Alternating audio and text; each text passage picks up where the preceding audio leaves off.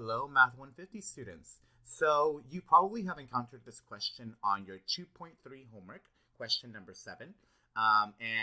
Many of you guys have probably already emailed me about this. And many of you guys have already saying, hey, I cannot factor by grouping. I can't do anything with this. How the heck do I evaluate this limit? So factoring by grouping actually doesn't work. So, and this problem actually snuck in there. So I'm going to show you how we would go ahead and do this. So let's go to here. I'm going to first show you kind of the method, and then I'm going to show you why this method works. So the first thing that we might want to try to do is something that you learned in pre-calculus, which is polynomial long division. So I'm going to write right here, polynomial long division.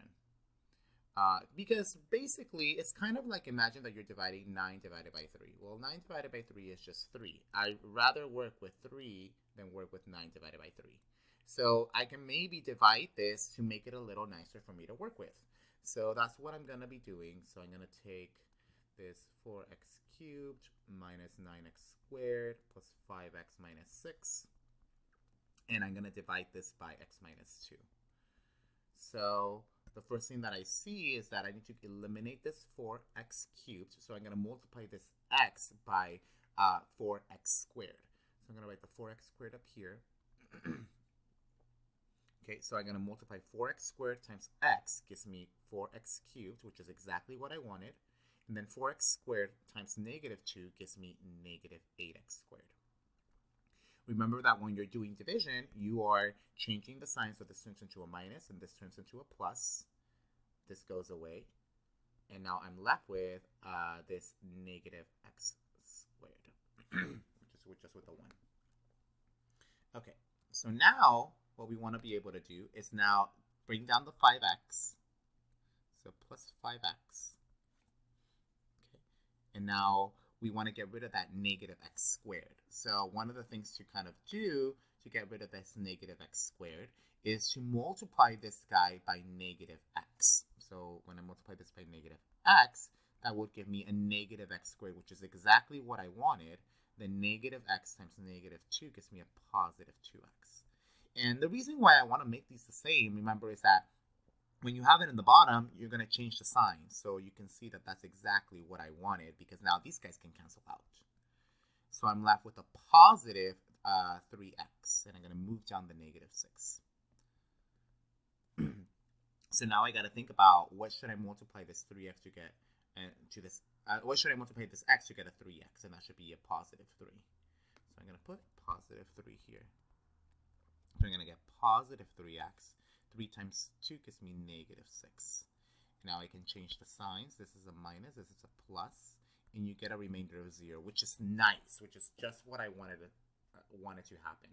So what this is saying is that I can actually rewrite this division as just the limit as x goes to 2 of 4x squared minus x plus 3. Because remember, this is the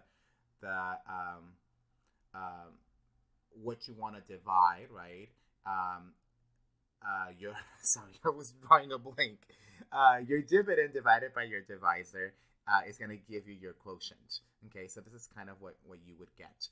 There's no remainder of 0, which is nice because that got rid of the x minus 2. Now, what this really happened was, what happened here is that, remember that when you have a remainder of 0, that means that this is the factor of one of the factor forms of this particular polynomial up here. So that's why this long division worked. If it didn't work and we ended up getting a remainder, then in that case we had to do something a little bit different, because we wouldn't be able to evaluate that one term. Or maybe we could have, but maybe it's going to infinity. So in this case, it ended up factoring. We ended up getting something nice. All we just got to do is just plug it in. So 4 times 2 squared minus 2 plus 3. Okay, so this is going to give me 416 minus 2 plus 3. Okay.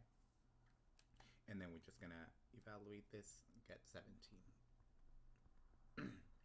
So my answer in this case is 17. So again, tapping into a little bit of pre-calculus to just be able to solve this limit, make it a little nicer.